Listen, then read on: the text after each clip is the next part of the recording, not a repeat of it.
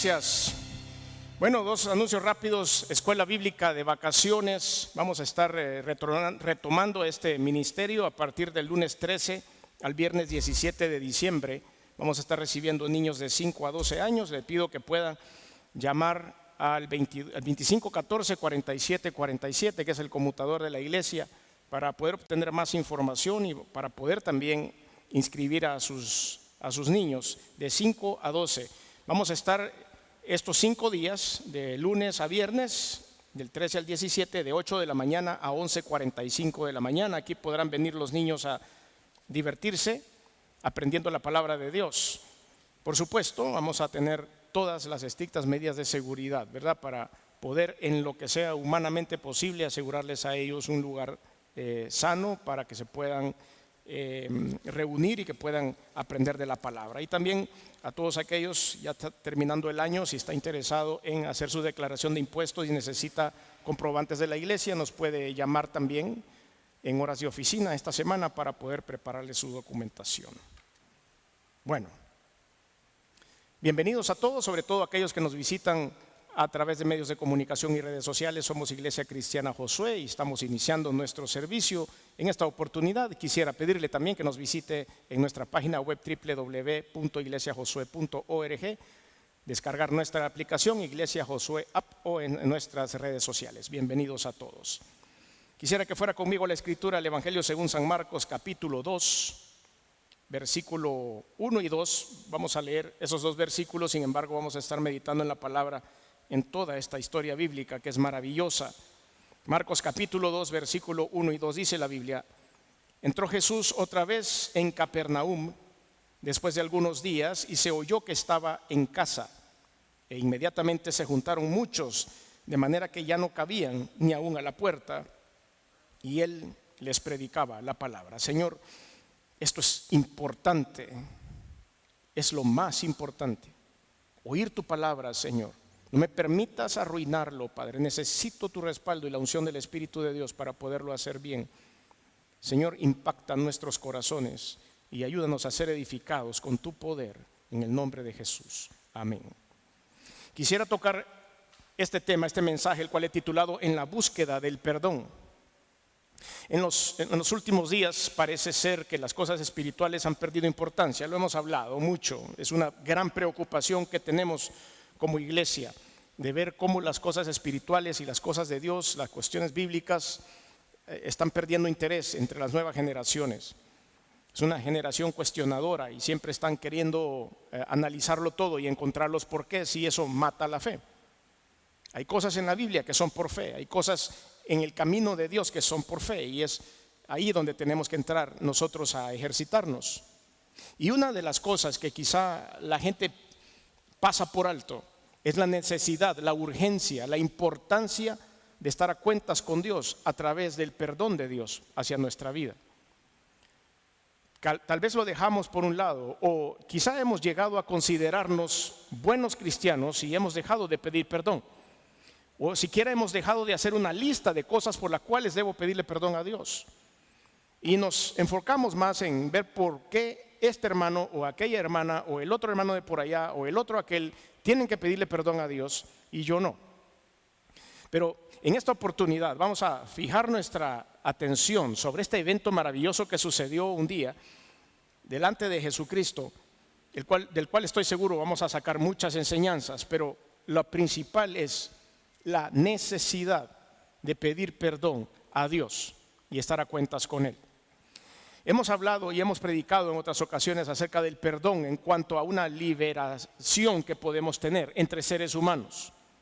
Sabemos que los odios y los rencores tienen consecuencias muy graves en el ser humano. Sabemos que no perdonar, sabemos que no saber cerrar los capítulos en nuestra vida nos traen efectos secundarios más adelante. Y hemos podido ver en la consejería, en los años que el Señor nos ha brindado, poder estar ayudando a las personas, es el hecho de que cuando no cerramos capítulos en nuestra vida y quedan abiertos y no ministramos nuestro perdón, ni recibimos ni damos, eso afecta directamente nuestras emociones y hasta puede afectar la relación con Dios. Es por eso que hay que ministrar el perdón, es por eso que hay que perdonar. No me voy a enfocar en esta oportunidad mucho en la parte humana.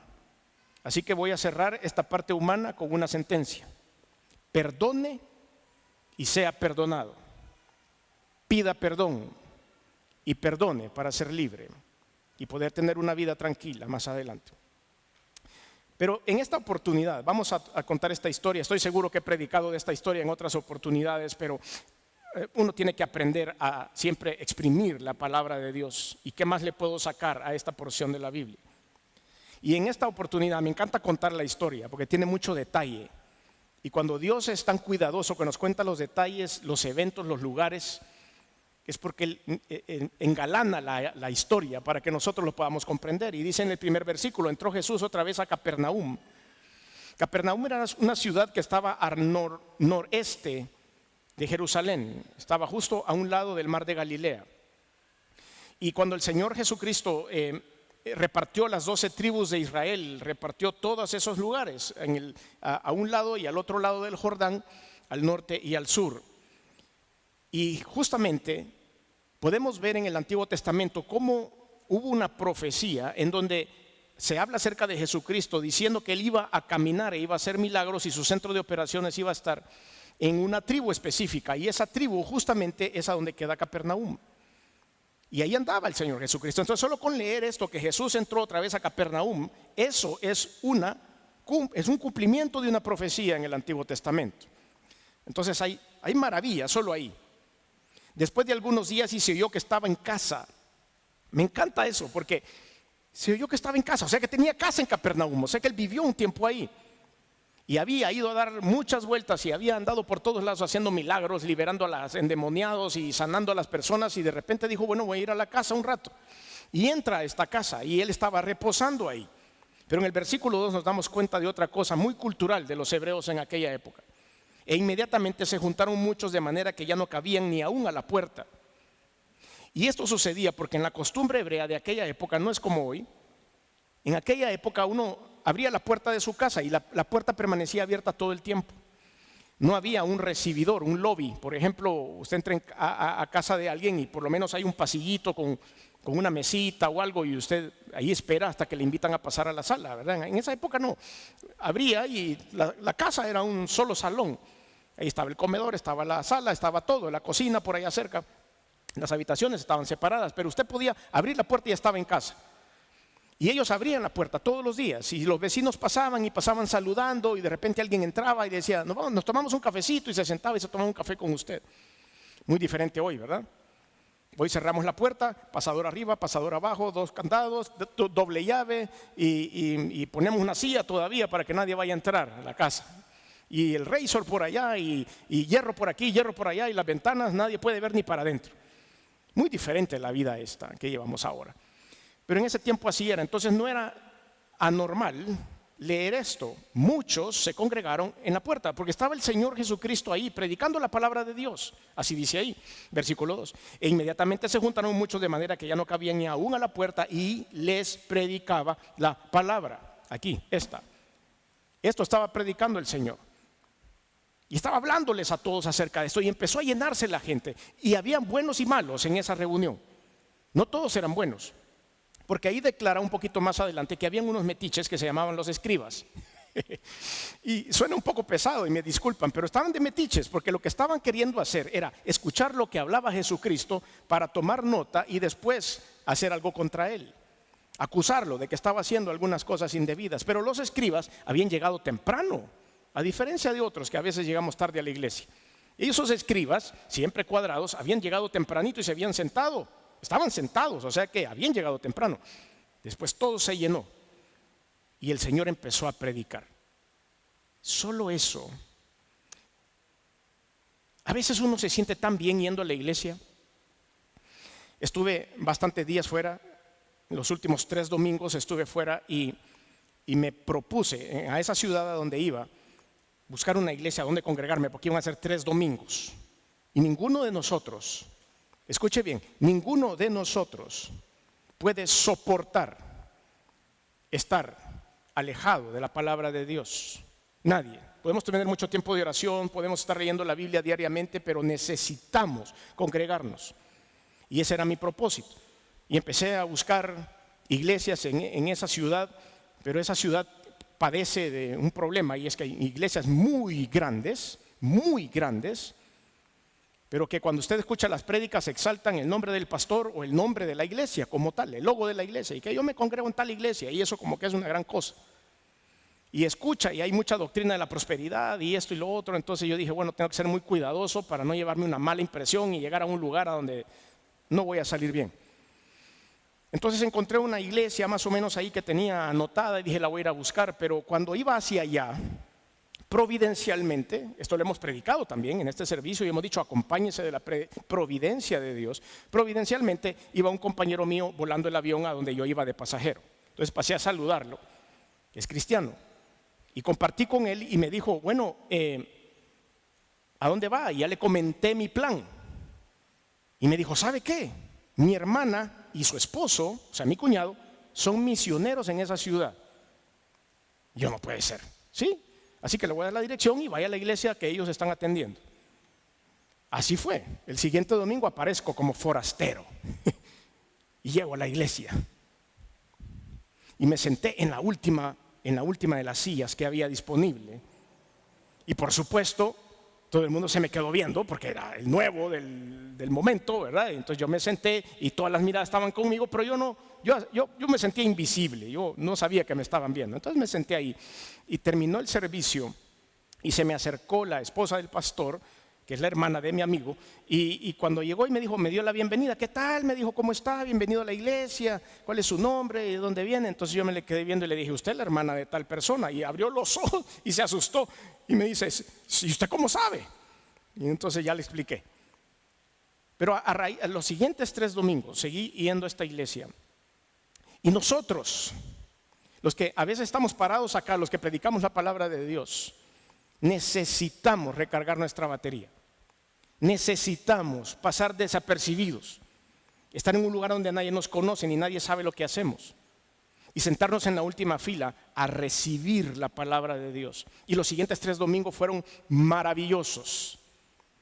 Predicaron 3 mensajes que tocaron e impactaron mi corazón, y le di gracias a Dios por ser un oyente que estaba sentadito ahí y no participaba de nada. No tenía la obligación de irme a parar al púlpito, ni tenía la obligación de cantar o de orar por la gente. Yo era una persona sentada en esa silla recibiendo el mensaje de la palabra de Dios. Y como siempre lo digo, salvadoreños hay muchos en todas partes. Solo en esa iglesia habían 5 familias salvadoreñas reunidas, contando los 2 pastores que son salvadoreños, a quienes mandamos un fuerte abrazo, mi hermano Alex y mi hermano David, allá en esa ciudad. Entonces, cuando nosotros nos reunimos a escuchar la palabra de Dios, cosas sobrenaturales suceden en nuestro corazón. Es por eso que usted está aquí. No porque yo esté predicando, no es porque el mensaje que estoy compartiendo, es el hecho de venir, de exponerse. Voy a decir una palabra, voy a decir una frase, o la palabra de Dios va a haber un versículo que le va a dar vuelta a su cerebro hoy día. Y eso es lo que me pasó a mí. Por eso toda esta gente estaba reunida en esa pequeña casita, escuchando predicar la palabra de Dios. La predicación entonces es importantísima. Entonces vinieron a él unos trayendo un paralítico que era cargado por 4, dice el versículo 3. Y ahí por favor tome la imagen, una camilla, un paralítico que no se puede mover del cuello para abajo, asumo, no dice eso ahí, pero paralítico. Y sus 4 compadres lo llevaban uno a cada extremo de la camilla y lo iban llevando hacia el lugar donde el Señor Jesucristo estaba. Pero cuando llegaron a ese lugar no podían entrar, ya la casita estaba llena. Y aquí viene otra cosa interesante, porque dice que lo subieron al techo. Leamos lo que dice la Biblia y dice, entonces vinieron a él unos trayendo un paralítico que era cargado por 4, y como no podían acercarse a él a causa de la multitud, descubrieron el techo de donde estaba, y haciendo una abertura bajaron el lecho en que yacía el paralítico. Les cuento otra historia de la cultura, y también ellos empiezan a subir por unas escaleras que estaban en la época hebrea. También las casas eran construidas casi iguales todas, y eran cubos. Y como casi no llovía o no llovía para nada, los techos eran rectos, como una terraza. Y siempre tenían una escalera exterior para poder subir a ese lugar, porque en las tardes, cuando bajaba el calor, así como está rico ahorita, se subían a tomarse algo ahí o a reunirse con la familia. Entonces subían a esas terrazas. El piso estaba hecho de tierra como de adobe. y tenía unas vigas de madera que tenían una separación de 1 metro entre ellas, y lo de en medio era ese adobe con el que rellenaban esa parte. Se ponía duro después y ellos podían parar ahí tranquilamente. Entonces para ellos fue bien fácil subir al techo y abrir un hoyo en el adobe y después volverlo a cerrar. Iba a ser bastante sencillo. Por eso no es que destruyeron la casa como tal. Pero entonces ellos, imagínense usted la imagen ahora, esos 4 hombres subiendo a su compadre que iba en la camilla, subiendo las gradas. ¿Se imaginan a ese hombre agarrado ahí? No me vayan a botar, no me vayan a botar. Y estaba el Juan, el Alberto, el Pablo por aquí atrás y el otro, el Chepe, levantando los 4 ahí para arriba. Y él, no me vayan a botar, pues no me vayan a botar, cálmate, cálmate. Le iban diciendo, nosotros tenemos la situación controlada, vos no te preocupes, te vamos a subir al techo y ahí vemos, vamos a abrir un hoyo y vamos a calcular a dónde está el maestro. Y trazaron ahí arriba a dónde podían hacer el hueco para poderlo poner delante de Dios. Y estaba el Señor predicando la palabra de Dios y empezaron a caer pedazos de techo en ese momento. Se puede usted dar cuenta de eso. Y caían unos pedazos, terrones de pedazos de tierra y toda la cosa. Entonces el Señor se ha de haber parado en ese momento de predicar, ¿no es cierto? Son cosas que están en mi cabeza, disculpen, pero cuando uno le da vida a estas historias bíblicas, uno puede vivir lo que está pasando ahí. Y entonces empiezan a caer esos pedazos y de repente con unos lazos o con unas pitas o con lo que usted quiera, empiezan a bajar a ese hombre paralítico sin poderse agarrar de nada. Ese hombre estaba confiando en sus 4 amigos. Y él probablemente entra en el campo especulativo, pero me encanta pensarlo así, de haber dicho, bueno, yo no sé estos locos que me trajeron aquí a hacer, pero si me han traído con esa fuerza, con ese ímpetu, es porque algo han oído que ese hombre que está ahí abajo puede hacer. Así que voy a cerrar los ojos y me voy a agarrar de aquí y a ver si no me caigo. Y si me caigo, ¿qué otra cosa me puede pasar? Lo mejor de todo, caer de cabeza y morir, porque no voy a estar paralítico el resto de mi vida. Pero había algo hermoso que iba a suceder en ese momento. Entonces lo iban bajando todos, el Chepe, el Luis y el otro, los que estaban ahí arriba, y lo empiezan a bajar y él iba bajándose ahí con mucho cuidado y el Señor viendo. Se movió un poquito el Señor y empezó a que bajar ese hombre y bajó justo delante de él. Qué medidas más exactas. Y bajó delante de él y se le quedó viendo el Señor Jesucristo. Y vean lo que sucede. Versículo 4. Y como no podían acercarse a él a causa de la multitud, descubrieron el techo donde estaba y haciendo una abertura, bajaron el lecho en que yacía el paralítico. Versículo 5. Al ver Jesús la fe. Paro ahí. Estamos hablando acerca del perdón de Dios. Y vamos a ver un poco más adelante que prerequisito para obtener el perdón de Dios es la fe.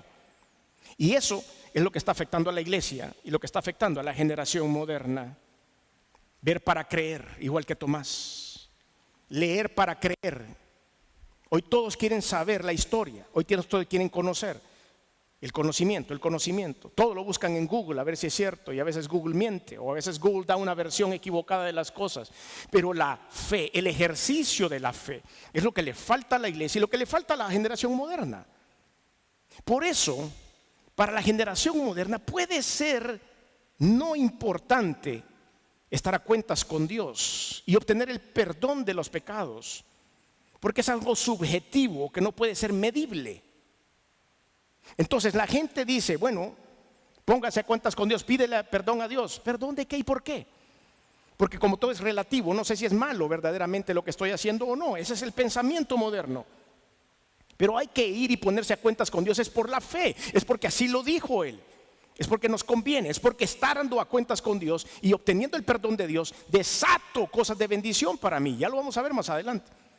Y entonces al ver Jesús la fe de ellos, dijo al paralítico, hijo, tus pecados te son perdonados. Hubo un gran silencio en la sala, así como lo hay en esta iglesia en este momento. Silencio. Nadie habló. Los escribas empezaron a tomar nota porque les pareció una blasfemia que este hombre estuviera perdonando los pecados. Y la gente se quedó callada. Y el paralítico levantó la cabeza y vio a Jesús y le dijo, ajá, ¿y el resto qué? Pues él había llegado ahí para ser sanado, ¿no es cierto? Pero en todo ese momento, y los de arriba callados los 4, ya, por gusto abrimos el hoyo, no lo sanó. Solo le perdonó los pecados. Solo le perdonó los pecados. Es ahí donde entramos en esta discusión. Porque cuando yo les dije, estaba buscando iglesias a dónde congregarme, el gran problema de las iglesias hoy en día, dije, se enfocan en el pastor, se enfocan en la marca de la iglesia, se enfocan en lo bonito que son, lo cual está bien. Si quiere tener una iglesia bonita, téngala, está bien. Compre sillas bonitas, tenga una buena alabanza, buen sonido, todo está bien, eso está bien. Pero no enfoque eso en la fe de la gente. Y otra de las cosas que tienen, que son milagreras, iglesias milagreras. No tengo nada en contra de los milagros, al contrario, creo en los milagros. He sido testigo de milagros, no solo en mi vida, sino en la vida de muchas personas. Los milagros son parte de lo que Dios quiere hacernos en el mantenimiento diario mientras estamos en este mundo.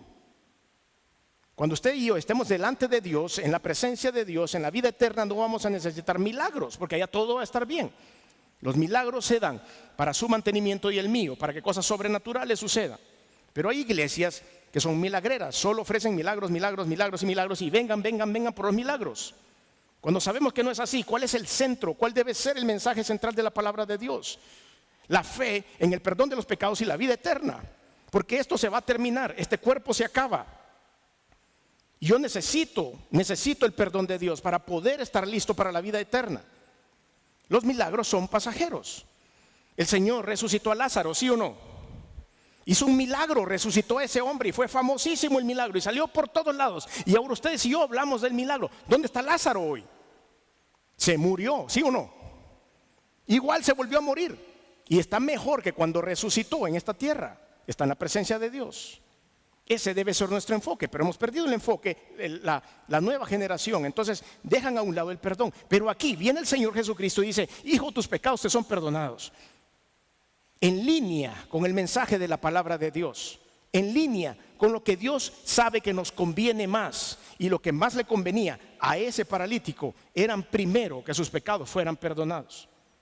Aquí hay un montón de especulaciones, sobre todo en el tiempo antiguo, en la cultura hebrea. Se decía de que las enfermedades, sobre todo esta de este hombre, eran consecuencia de los pecados.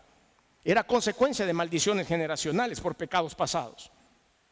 Algunos sí es cierto. El perdón, la falta de perdón, los odios y los rencores traen artritis, traen problemas gástricos, traen problemas del corazón, muchas consecuencias por las cuales es mejor perdonar.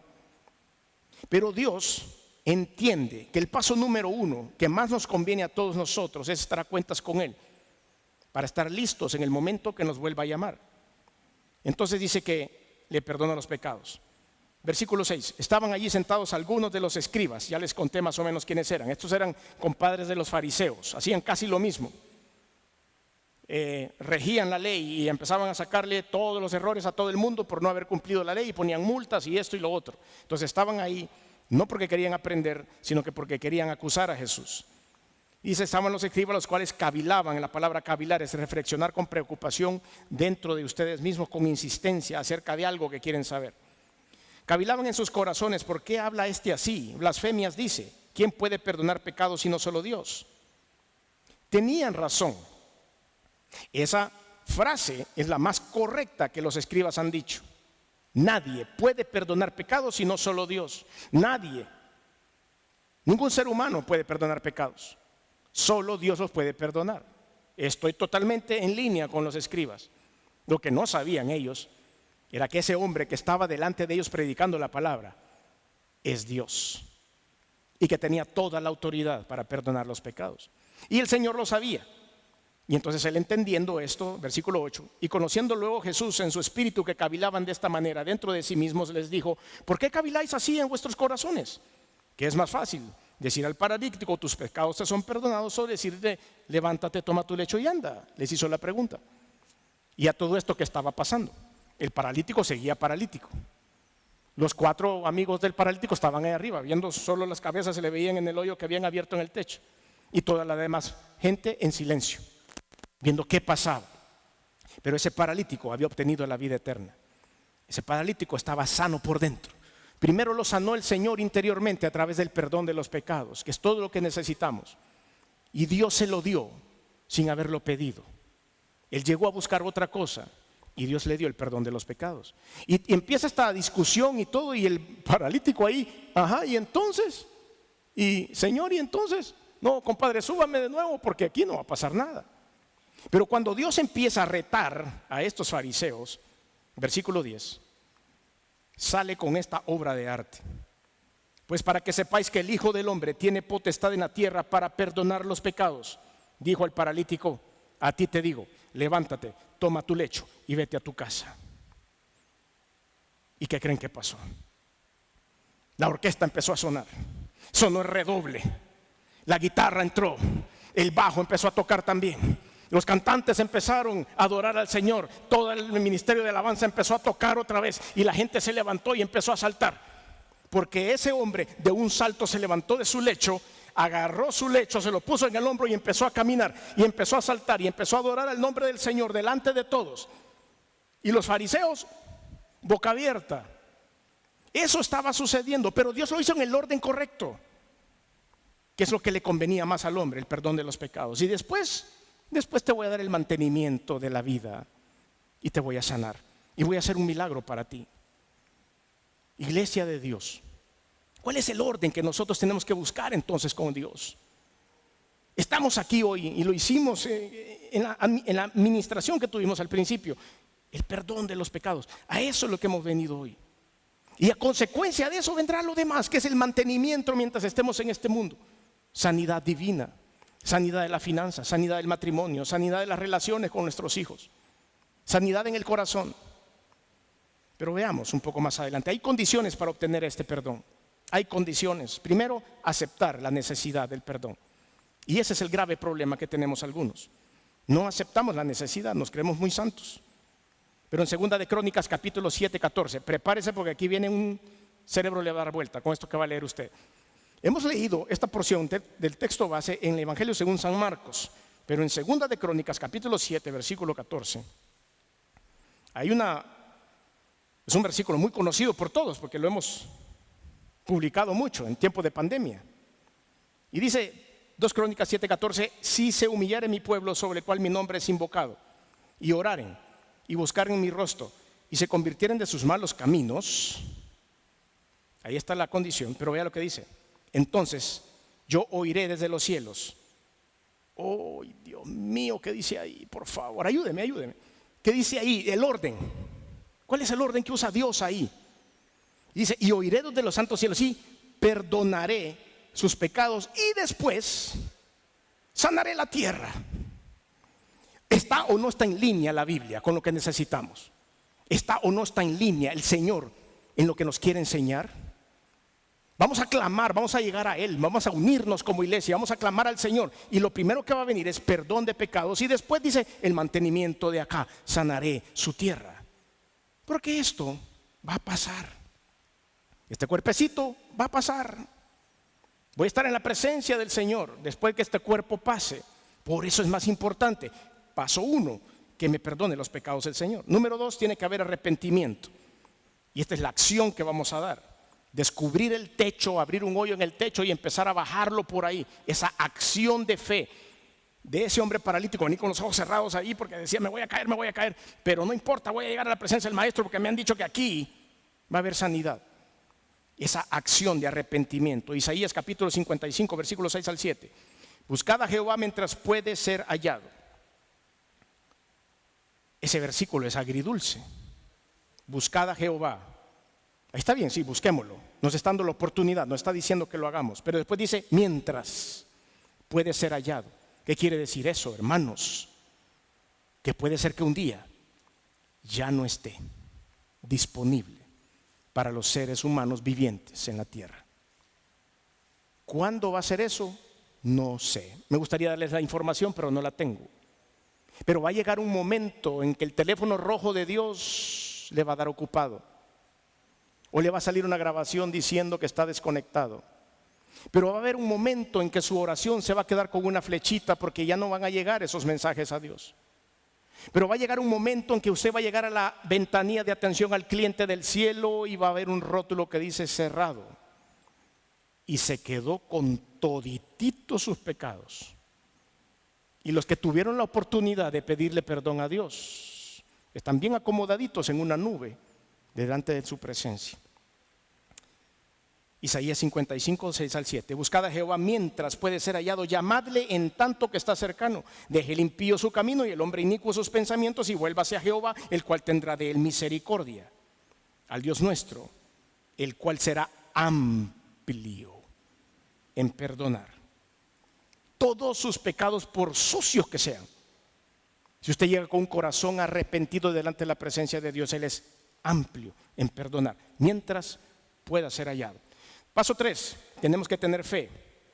Al ver Jesús la fe de ellos, de esos 5 hombres, los 4 que cargaban al paralítico y el mismo paralítico, entonces le perdonó los pecados. Esta es cuestión de fe.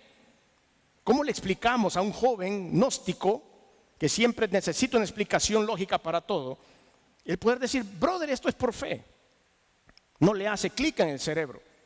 Pero a través del testimonio, a través de lo que la iglesia cristiana desarrolla, es a donde vamos a llegar a estas personas. Y le vamos a decir, probá. Solo probá. Nosotros aquí, no sé cuántos sabremos en este lugar en este momento, pero todos tenemos una historia de un milagro delante de Dios, ¿sí o no? A todos nos ha pasado algo así medio sobrenatural. A veces hemos estado en oración y de repente hemos sentido la unción del Espíritu Santo, algo sobrenatural. Cualquier detalle que Dios ha tenido con nosotros de mantenimiento mientras estamos en esta vida es por fe. Por eso Santiago capítulo 5 versículo 15 dice, y la oración de fe salvará al enfermo y el Señor lo levantará.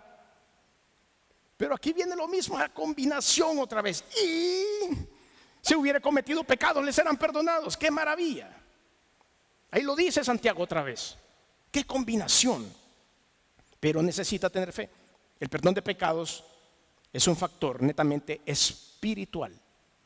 Aquí en el mundo no le va a borrar la deuda que tiene con el banco, el perdón de los pecados. Es perdón de pecados, no perdón de deuda. El perdonar los pecados no le va a servir para pagar la casa. Es algo espiritual que tiene trascendencia futura. Los milagros son para lo demás. Entonces, cuando estaban ahí estos escribas y podían cavilar en esto, el Señor les dijo que si se podían perdonar los pecados y que era solo Dios. Habrá personas también en el mundo que van a dudar y le van a quitar importancia al tema del perdón. Debemos copiar el ejemplo de Jesús e incorporarlo en nuestra vida humana. Colosenses capítulo 3 versículo 13, dice la Biblia: soportándonos unos a otros y perdonándonos unos a otros, si alguno tuviere queja contra otro, de la manera que Cristo os perdonó, así también hacedlo vosotros. Es un todo, es un completo. Hablamos acerca de esto al principio, de la importancia de poder perdonar en esta vida para tener soluciones humanas. Pero Cristo nos perdonó a nosotros para una solución divina y eterna. Esto va a tener algunas consecuencias, las consecuencias del perdón. Me gusta una palabra que encontré por acá. Romanos capítulo 4, versículos del 6 al 8.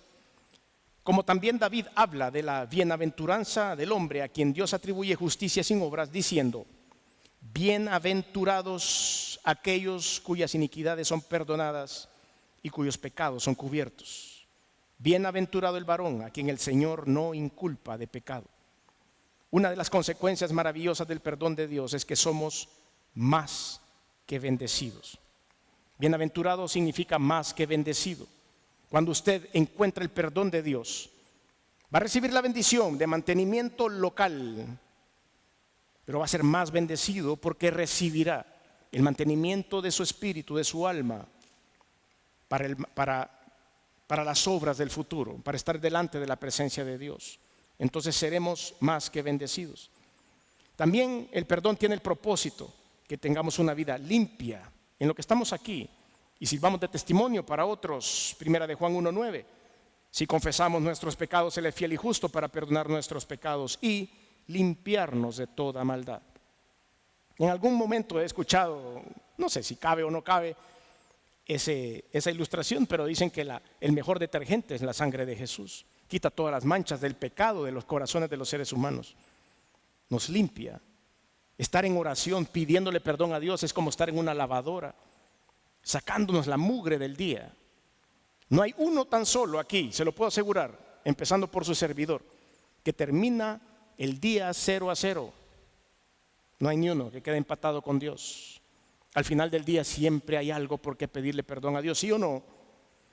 Si hay alguien aquí que termina el día sin mancha, cuénteme cómo hace, por favor. Lo vamos a invitar a que predique para que nos enseñe. Porque todos nosotros, aunque sea en una cosa muy pequeña, siempre hacemos algo que a Dios no le agrada. Nos da la libertad también que necesitamos. Romanos 8 del 1 al 4. Ahora pues ninguna condenación hay para los que están en Cristo Jesús, los que andan conforme a la carne, sino conforme al Espíritu. Porque la ley del Espíritu de vida en Cristo Jesús me ha librado de la ley del pecado y de la muerte. Porque lo que era imposible para la ley, por cuanto era débil para la carne, Dios, enviando a su Hijo en semejanza de carne de pecado, y a causa del pecado condenó al pecado en la carne. Nos da libertad. El Señor nos da perdón de pecados y vida eterna. Y ese es mi último punto: la vida eterna. Ese hombre paralítico recibió sanidad, pero primero fue lo más importante: le dio la oportunidad al Señor de tener la vida eterna. Colosenses 2, del 13 al 15. Y a vosotros, estando muertos en pecados, en la incircuncisión de vuestra carne, os dio vida juntamente con Él, perdonándoos uno que otro pecado, anulando, o no dice así, ¿cómo dice ahí? Uno que otro dice, o los más chiquitos, o los más pequeños. ¿Cómo dice? ¿Qué palabra usa ahí la Biblia? Todos. No juegue con Dios, porque Dios no juega, hace las cosas bien, completas, perfectas. Si usted le pide perdón por sus pecados de corazón en arrepentimiento, Dios le deja a cero la cuenta, pero Él es el único que lo puede hacer. Y dice, perdonándonos todos los pecados, anulando el acta de los decretos que había contra nosotros, que nos era contraria, quitándola de en medio y clavándola en la cruz. Y a consecuencia de eso viene algo maravilloso en el otro versículo que está al lado, y dice, y despojando a los principados y a las potestades, los exhibió públicamente, triunfando sobre ellos en la cruz. La importancia de estar a cuentas con Dios no es un concepto cristiano. La importancia de tener nuestro corazón alineado a los pensamientos de Cristo y obtener su perdón no es nada más algo subjetivo, es tan importante como el mensaje mismo de la salvación. Jesucristo le dio la importancia adecuada en esta porción, en esta imagen que hemos visto, en esta historia bíblica. Le perdonó los pecados a este hombre y después le dio lo que necesitaba. Hermanos, es el tiempo de ponernos a cuenta con Dios, como lo hicimos al principio. Así que ore ahí donde está usted, acompáñeme en oración. Señor Jesús, perdónanos. No necesito hacer una oración tan elaborada, ni buscar palabras rebuscadas o bonitas. Solo estoy aquí para pedirte perdón por los pecados que conozco y por los que no conozco, por los que hago con conciencia y por los que hago inconscientemente. Perdóname mis pecados ocultos, son aquellos que ni siquiera sé que son pecados. Tal vez malas costumbres que te ofenden, perdóname, Señor. Y hay otras cosas que hoy hice, entendiendo que no te gustan. Perdóname por eso también, Señor. Y aquí mismo te pido que me des la oportunidad de perdonar. Sana mi corazón. Te pido también, Señor, que me des la oportunidad de pedir perdón. Ayúdame a pedir perdón y a dar perdón como mantenimiento mientras estamos en este mundo. Y a cuentas contigo, preparándonos para lo que viene después en la vida eterna. Este negocio es ganar, ganar, Señor. Todos ganamos aquí en el perdón de Dios. Mientras usted está orando, si hay alguien que quiere entregar su vida a Jesús, y entregarle su vida a Jesús no es que le voy a dar un papel para que lo llene y se haga miembro de la iglesia o se cambie de religión. Eso creo que está claro que no es así. Abrir el corazón a Cristo es generar una buena relación con Dios, el Creador, creyendo en lo que Jesús hizo en la cruz por mí y dándole una oportunidad por fe a esta locura del perdón de los pecados y de la vida eterna. Dele la oportunidad a Jesús para ponerse a cuentas con Él y pruebe. Y como todos nosotros, se dará usted cuenta de que es la mejor decisión que toma en su vida. Si usted quiere dar ese paso de fe, yo le puedo acompañar en una oración. Pero como ya vimos en la Biblia, nadie puede darle perdón de pecados. Yo no le puedo perdonar sus pecados, solo Dios. Yo no le puedo dar la vida eterna, solo Dios. Yo lo único que puedo hacer humildemente es hacer una oración con usted para que usted se encuentre personalmente con el Señor. Si usted quiere dar ese paso de fe, ahí sentado en su silla, sin hacer mucho desorden, sin llamar mucho la atención, levante su mano ahí donde está y diga: sí, yo quiero hacer ese paso de fe. Y así yo hago una oración desde aquí y usted ahí sentado o sentada en su silla. Si quiere dar ese paso de fe, levante su mano ahí donde está y diga: sí, está bien, voy a hacer ese paso de fe. Y juntos le pedimos perdón a Dios. ¿Qué le parece? Levante su mano ahí donde está, no se vaya de aquí sin el Señor Jesús. ¿Habrá alguien que quiera dar ese paso de fe? Que levante su mano ahí donde está. En el nombre de Jesús. Dios el Señor tiene el control de nuestras vidas. Entrégueselo. ¿Habrá alguien? Estoy seguro que alguien que nos está viendo por redes sociales o nos está escuchando por la radio o la televisión tiene urgencia de dar este paso de fe. Hagamos la oración ahí donde usted está y diga conmigo: Señor Jesús, reconozco que soy pecador, que he hecho cosas que no han sido de tu agrado. Me arrepiento, perdóname. Reconozco que viniste al mundo hecho hombre, que te colgaron en una cruz y la sangre que derramaste ha servido para limpiar mis pecados. Reconozco que resucitaste el tercer día y que estás sentado a la diestra de Dios. Por lo tanto, hoy, por la fe, entrego mi vida a ti y te hago mi Señor y Salvador. Perdóname, guíame y gobiérname a partir de hoy, en el nombre de Jesús. Amén y amén. Señor, te doy gracias por esta congregación. Llévanos con bien a todos, guárdanos en nuestro camino, ayúdanos a mantener nuestra salud. Ayúdanos, Señor, a estar atentos a nuestras medidas de protección. Guarda al individuo, a la pareja, a la familia, a la descendencia, a los hijos y a los nietos. Bendícelos con tu presencia y que cada uno de nuestros hogares sea la cuna donde descanse el Espíritu Santo, y que todos los que entren a nuestra casa, que pasen por el dintel de nuestra puerta, puedan percibir tu presencia, Señor, en unción y en poder. Bendícenos a todos en el nombre de Jesús de Nazaret, el Rey de Reyes y Señor de Señores. Amén y amén. Que Dios los bendiga, hermanos. Estimado amigo y amiga que en esta hora ha escuchado el mensaje de la palabra de Dios, Dios tiene una linda oportunidad para usted, pero usted tiene que tomar una decisión. Es una decisión de fe.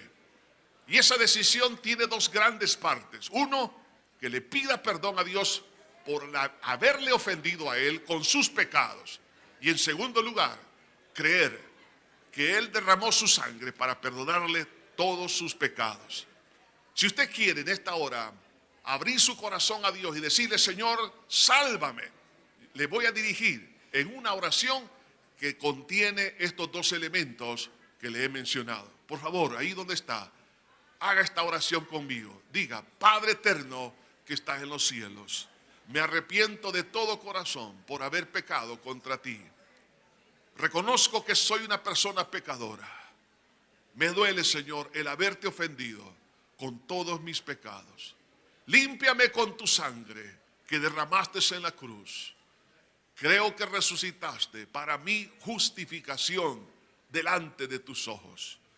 Por ello, Señor, te abro mi corazón y te recibo como mi único y suficiente Salvador. En Cristo Jesús. Amén y amén. Le felicito a todas aquellas personas que en esta hora han tomado a bien darle su vida a Jesús. Ahora, ¿qué tiene que hacer? Lea la Biblia. La Biblia es como un poema de amor de Dios para usted. Es su alimento, es su pan diario. Además de eso, ore. Orar es platicar con Dios en nombre del Señor Jesucristo.